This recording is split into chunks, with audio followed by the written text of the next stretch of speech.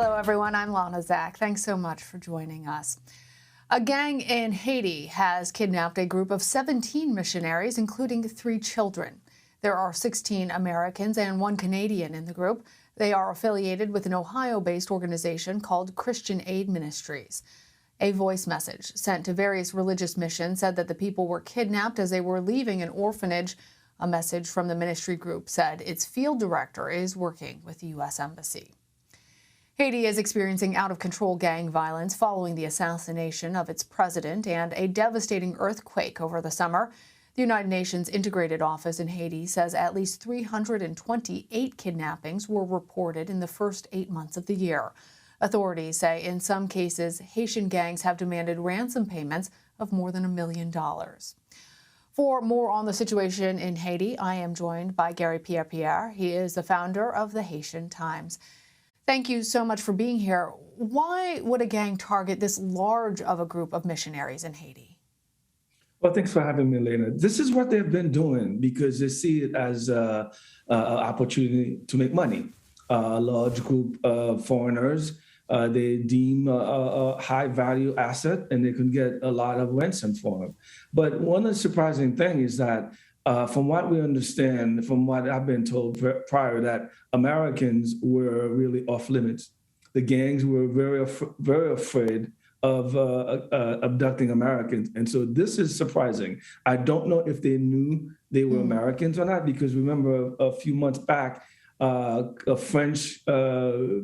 several French priests were kidnapped and they eventually were released. But this is the first time Americans, large Americans, white Americans, have been kidnapped in Haiti. Do we know anything about the specific gang that's responsible for this kidnapping and what type of compensation they're looking for? Well, so far, we don't know how much they're asking. There hasn't been any contact, at least as far as we know publicly.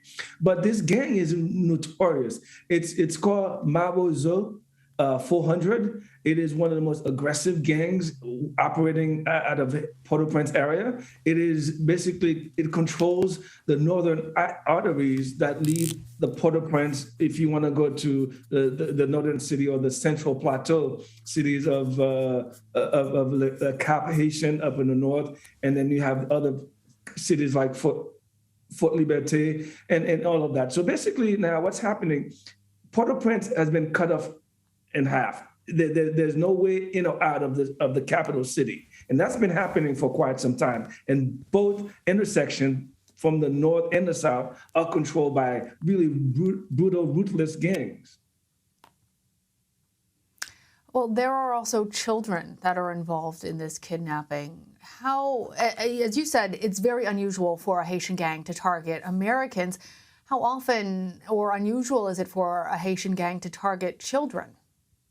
Well, yeah, no one is spared in this situation. The police are missing in action. They seem to be afraid of tackling the issue. As you reported, we have no president. The prime minister is very weak. So basically, everyone, rich, poor, whomever, there's a price for everyone. They've kidnapped street vendors. They've kidnapped journalists. They've kidnapped businessmen. They've kidnapped Haitian Americans, Canadians. And so this is total lawlessness now. We are approaching the real danger zone.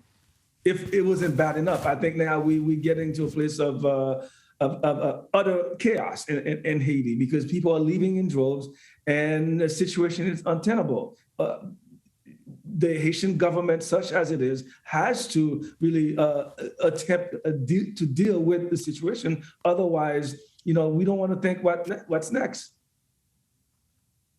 I guess that is really the question, because as you're explaining it, gangs in Haiti have, it sounds like, almost complete control.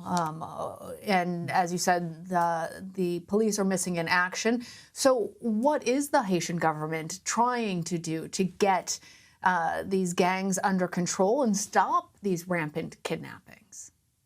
They have done very little.